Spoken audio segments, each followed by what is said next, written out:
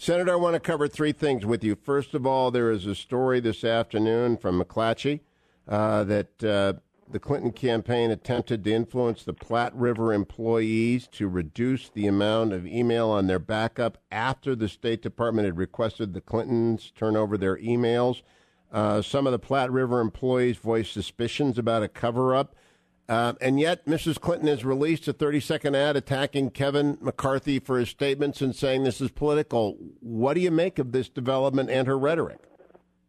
Well, she's overplaying her hand here, and they took the bait. Kevin McCarthy sort of put his foot in his mouth, but I don't think he ever really meant to suggest that this is all politics. None of us put the server in her basement.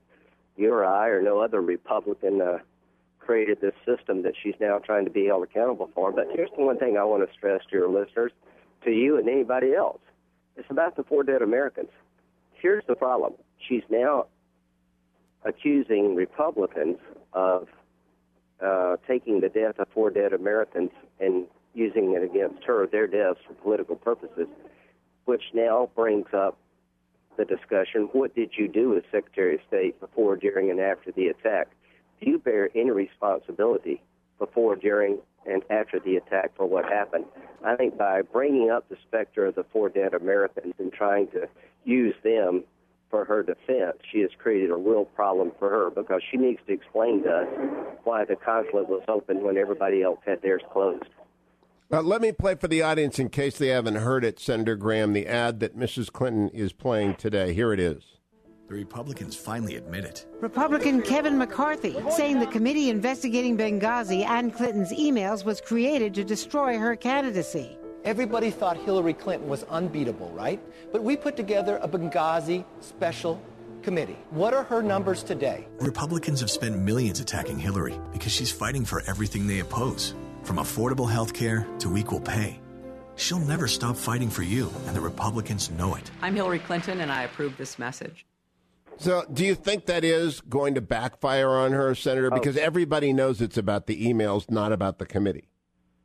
Well, number one, it's going to backfire because what she's trying to do, basically, in my view, is take what was incompetency on her part that led to the death of 4 brave Americans and turn it into a political event.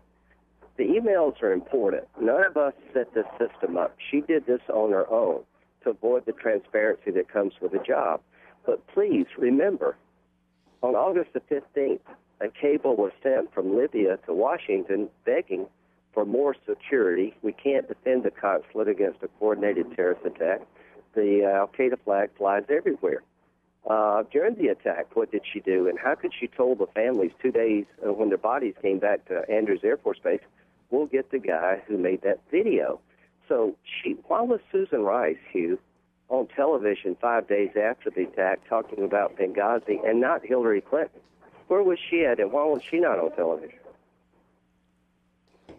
Do you expect her to turn the hearing, Senator Graham, into an attempt to go Ollie North and make it a political event? Yes, and let me tell you why it won't work. 5 requests for additional security were sent to Washington, virtually all denied. The British withdrew from Benghazi after their ambassador had been attacked. The consulate had been attacked on 2 previous occasions. The Red Cross withdrew.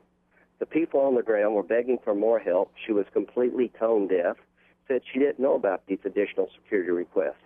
On the night of the attack, where was President Obama? What did Hillary Clinton do? And weeks after the attack, they tried to blame this on not a coordinated terrorist attack, but a protest caused by video. She's up to her eyeballs in incompetency.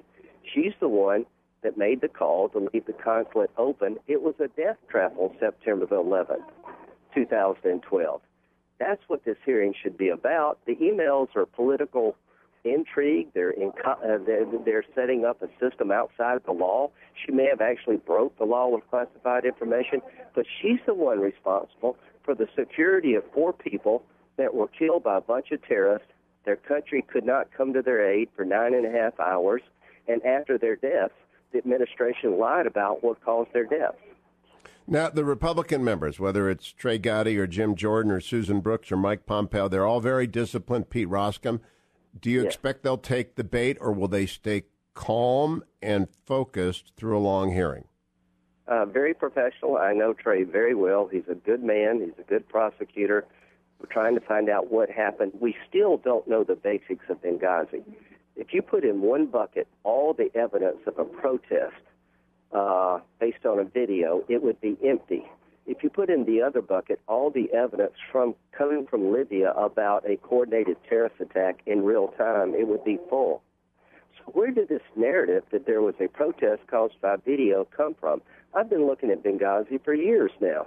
The ambassador would not have gone to bed at 9 o'clock in Benghazi if there had been protesters outside the consulate. There's not one report in real time about a protest outside the consulate walls.